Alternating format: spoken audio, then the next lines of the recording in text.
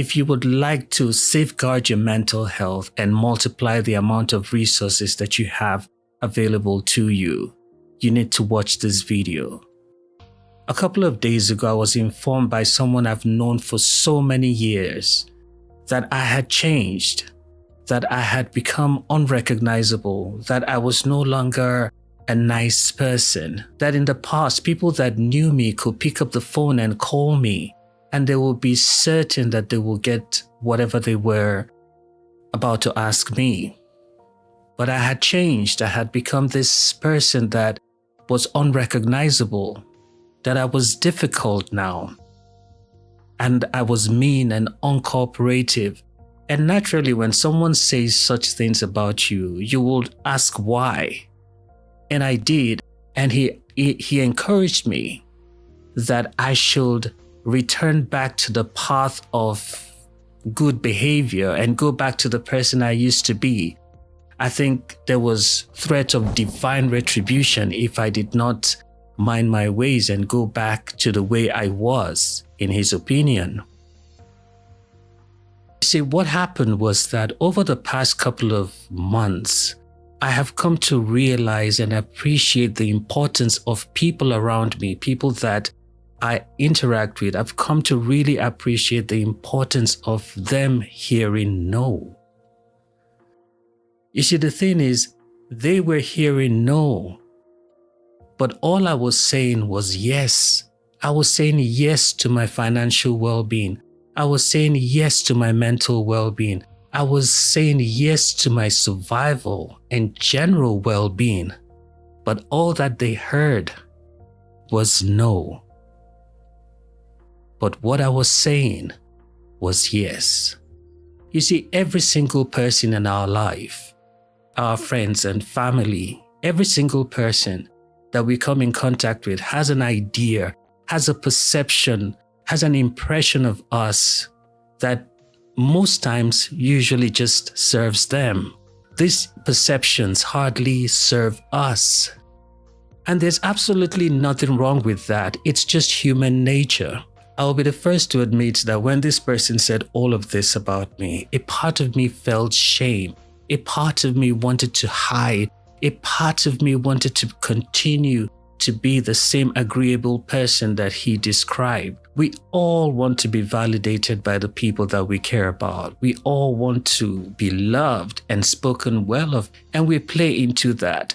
We try to please them and try to please ourselves. And this brings us into very, very serious conflict inside us, sometimes externally as well. Because there's only so much of us to go around. There is no way that we can please them and please ourselves. There's only so much of us to go around. There's only so much resources to go around. Not wanting to disappoint the people that we care about is natural. That innate feeling of not wanting to rock the boat is there for a reason. It has always been there for a reason. And that reason is simply survival. As humans evolved, there was a need to belong to a group, a need to belong to a tribe for survival. A man's chances of surviving a lion attack is greatly improved if he was part of a group. A woman's chances of surviving childbirth is greatly enhanced if she had people around her. So that need to belong to a group is innate in every single one of us and is there for survival. So anything that puts us in a position where we could be thrown out of a group or out of the tribe, our brains shut down those feelings immediately and we conform to what the tribe wants. That is purely survival. But my journey to discovering the importance of people around me hearing no came from my realization that the world has moved from what it was 1,000 years ago or even a couple of years ago. Now, the chances of us encountering a lion in our neighborhood is next to zero. I mean, you have to really go seeking for lions if you want to encounter them. You must be on a safari somewhere in Africa to encounter a lion. So the consequences of not conforming to the group today is far less sinister than it was thousands of years ago or even a few years ago. Yes, people might say negative things about you and speak ill of you behind your back, but the consequences of not conforming to the tribe today is really not life-threatening. But in spite of that, it is really, really difficult. While saying no is looked at in a very, very negative way, it is not a bad thing in and of itself. It depends on the reasons and the situations that made us say no in the first place. If we say no because we're trying to safeguard our mental health or because we're trying to survive without hurting the next person, then it's not selfish.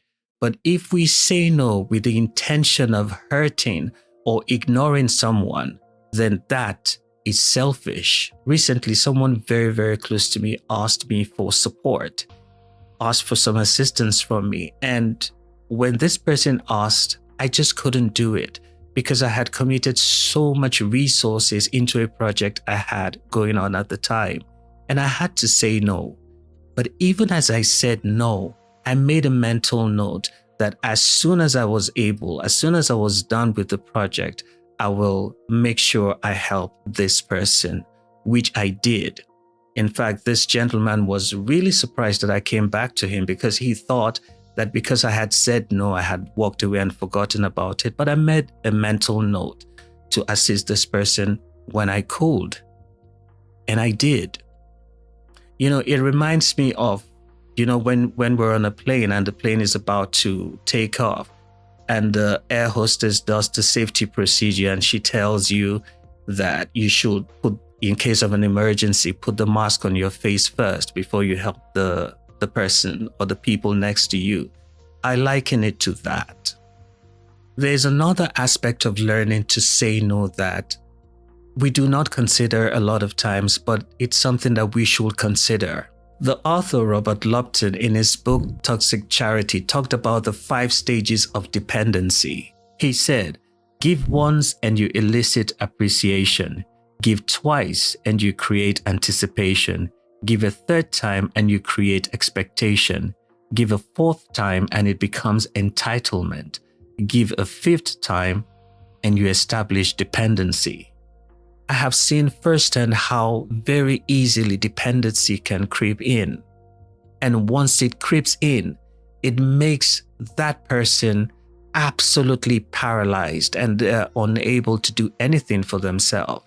Now, don't get me wrong, every single one of us can fall into that trap of dependency when we are constantly giving things over and over again. Every single one of us can fall into that. We're not immune to it in any single way. So please don't get me wrong. Robert Lupton, in the same book, Toxic Charity, went on to say that we need to exercise due diligence if we're to live charitably. All that is simply saying that we have to be careful. We have to be intentional when we want to give, when we want to perform charitable act, so that it does not lead to dependency and that we do it in such a way that we have a positive outcome that is long lasting, not that it is repeated over and over again and leads to dependency. Now, it is very easy for anyone to listen to this video and think, oh, this man is proposing people not giving. I tell you, it's a wonderful thing to be charitable. It's a wonderful thing to give. But we should do it correctly, and we should do it in such a way that we are not compelled, we are not forced to do it because we want to conform. Let me say once again that I am in no way proposing that we shouldn't be charitable, we shouldn't help the people around us. It is very, very important that we do that.